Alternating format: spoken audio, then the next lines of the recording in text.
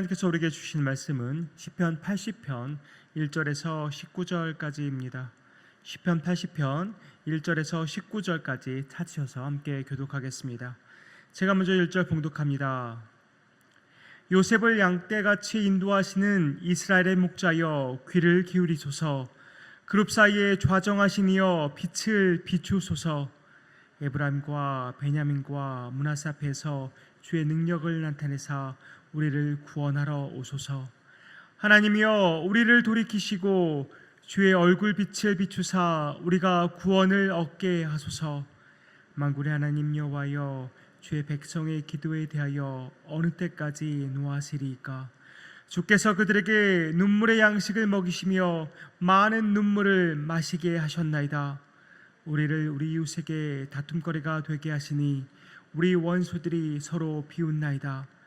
만군의 하나님이여 우리를 회복하여 주시고 주의 얼굴의 광채를 비추사 우리가 구원을 얻게 하소서. 주께서 한 포도나무를 애굽에서 가져다가 민족들을 쫓아내시고 그것을 심으셨나이다. 주께서 그 앞서 가꾸셨으므로 그 뿌리가 깊이 박혀서 땅에 가득하며 그 그늘이 산들을 가리고 그 가지는 하나님의 백양목 같으며 그 가지가 바닥까지 뻗고 넝쿨이 강까지 미쳤거늘 주께서 어찌하여 그 담을 허시사 길을 지나가는 모든 이들이 그것을 따게 하셨나이까. 숲속의 멧돼지들이 상해하며 들짐승들이 먹나이다. 만군의 하나님이여 구하옵나니 돌아옵소서. 하늘에서 굽어보시고 이 포도나무를 돌보소서.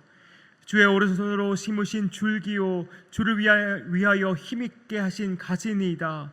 그것이 불타고 배임을 당하며 주의 면책으로 말미암아 멸망하오니 주의 오른쪽에 있는 자 곧 주를 위하여 힘있게 하신 인자에게 주의 손을 얹으소서.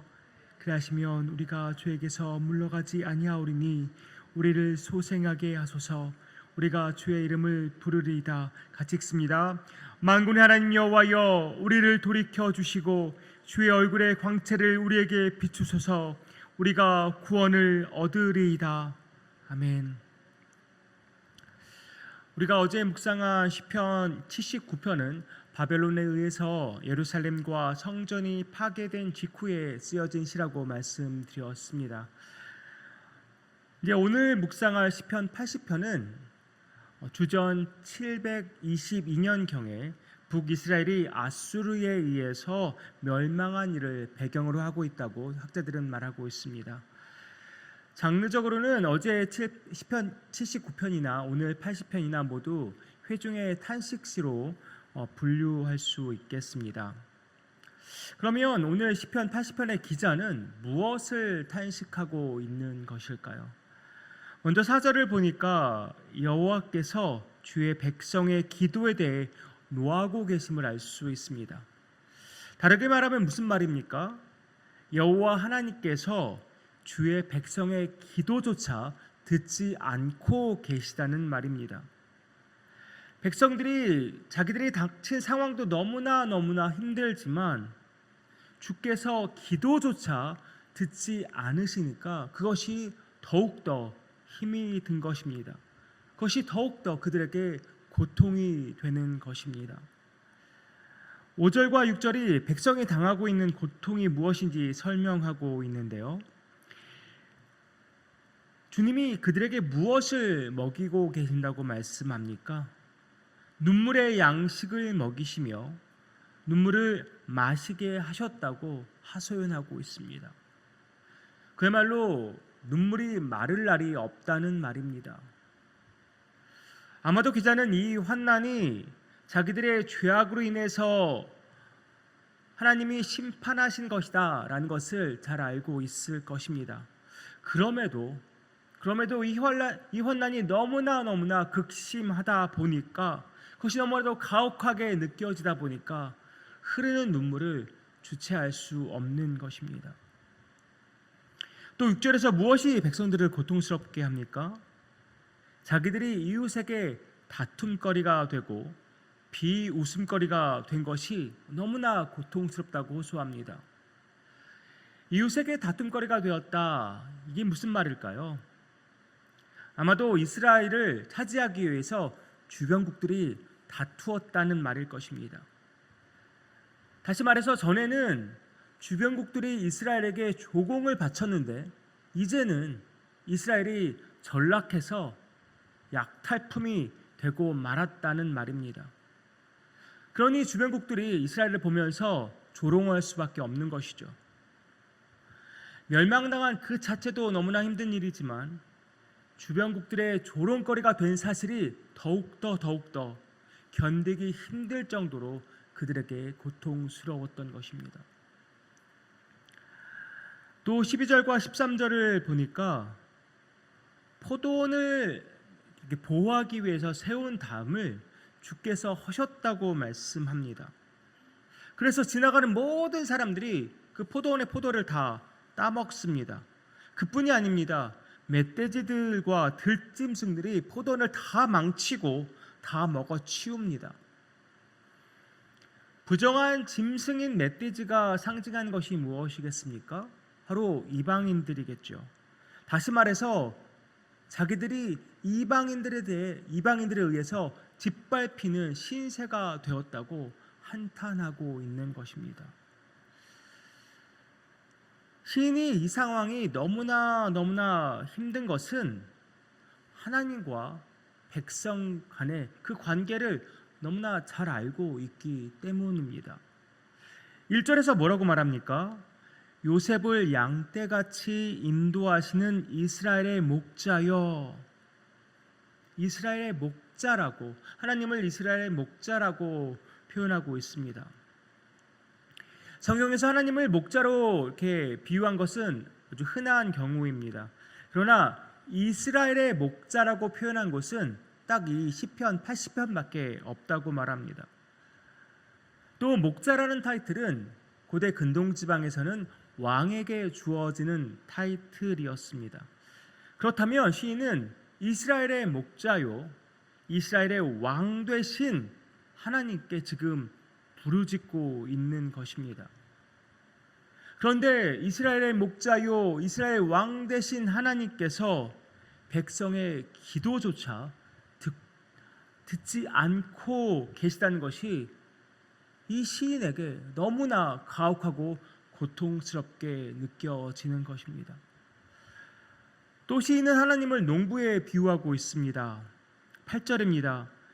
주께서 한 포도나무를 애굽에서 가져다가 민족들을 쫓아내시고 그것을 심으셨나이다. 하나님이 이스라엘 백성을 애굽에서 구원해 내셔서 가나안 민족들을 다 내쫓으시고 그 땅에 정착하게 하신 것을 비유적으로 표현하고 있는 것입니다. 그저 하나님께서 심기만 하신 것이 아닙니다. 9절에서 11절을 보니까 잘 정착하게 하셨을 뿐만 아니라 뿌리도 깊이 내리게 하시고 아주 번성하게까지 하셨습니다. 그런데 이 포도나무를 보호했던 이 담을 허신 분이 누구이십니까? 12절에 분명 주께서 그 담을 허셨다고 말합니다. 다시 말해서 이스라엘을 멸망하도록 하신 분이 바로 하나님이시라는 것입니다. 아까도 말씀드렸지만 시인은 왜 이스라엘이 이런 고통을 당하고 있는지, 이 환난을 당하고 있는지, 왜 멸망했는지 그 이유를 잘 알고 있습니다.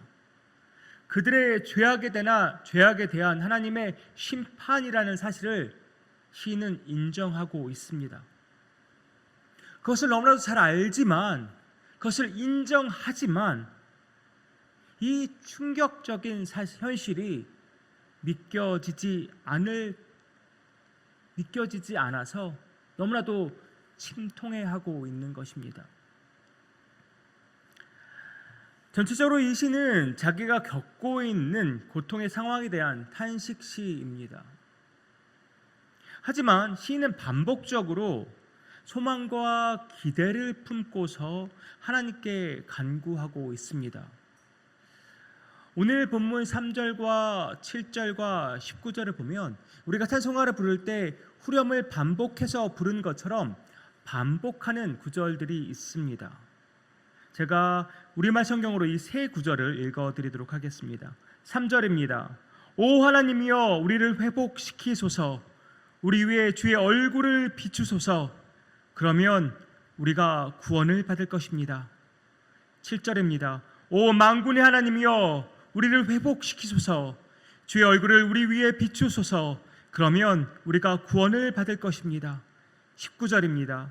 오 만군의 하나님 여호와여 우리를 회복시키소서, 주의 얼굴을 우리 위에 비추소서, 그러면 우리가 구원을 받을 것입니다.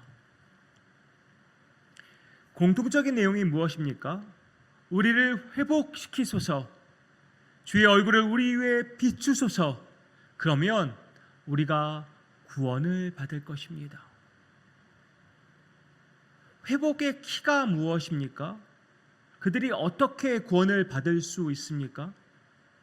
바로 하나님께서 주의 얼굴을 그들 위에 비추실 때 그들은 회복될 수 있고 그들은 구원을 받을 수가 있습니다. 주께서 그들 위에 얼굴을 비추시려면 어떻게 하셔야 합니까? 그들과 함께 하셔야 합니다.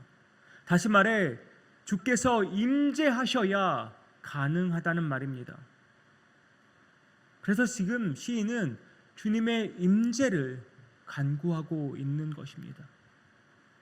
주께서 우리와 함께 하시면, 주께서 임재하시면 우리가 회복될 수 있고 우리가 구원받을 수 있다고 시인은 말하고 있는 것입니다.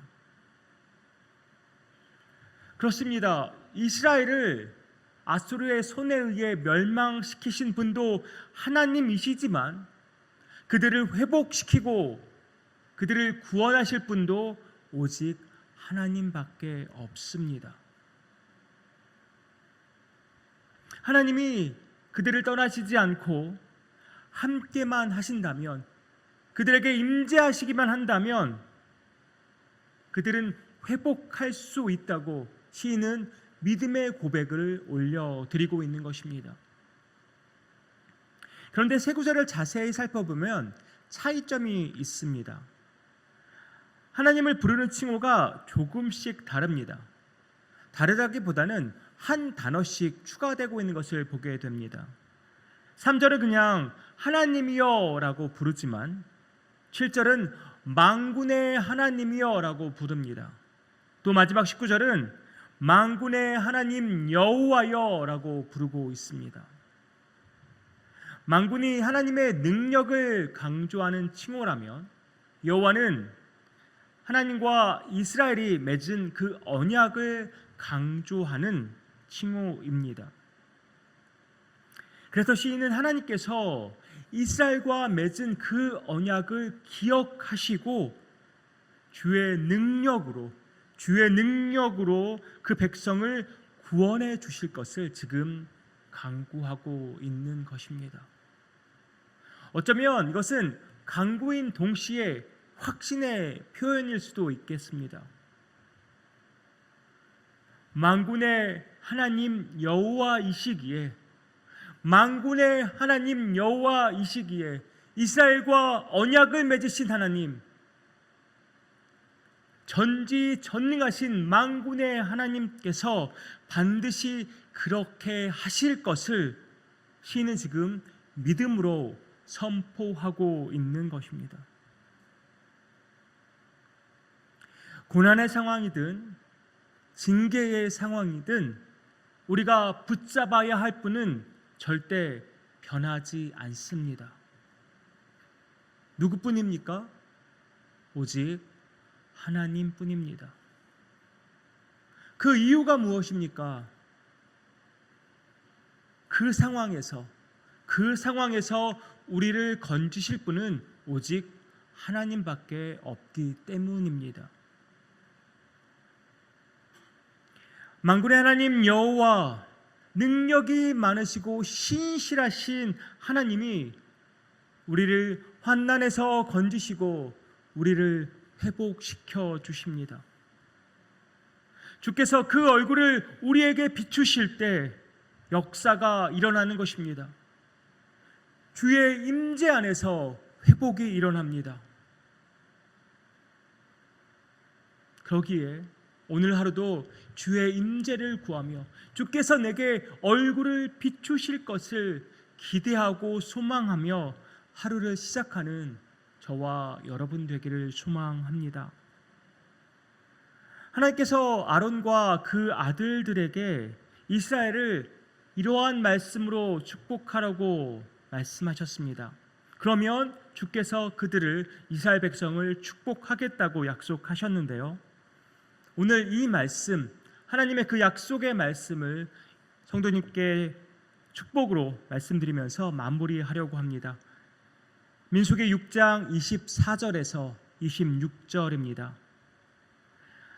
여호와는 내게 복을 주시고 너를 지키시기를 원하며 여호와는 그의 얼굴을 내게 비추사 은혜 베푸시기를 원하며 여호와는 그 얼굴을 내게로 향하여 드사 평강 주시기를 원하노라. 아멘. 기도하겠습니다. 아버지 하나님, 만군의 하나님 여호와를 의지하며 바라봅니다.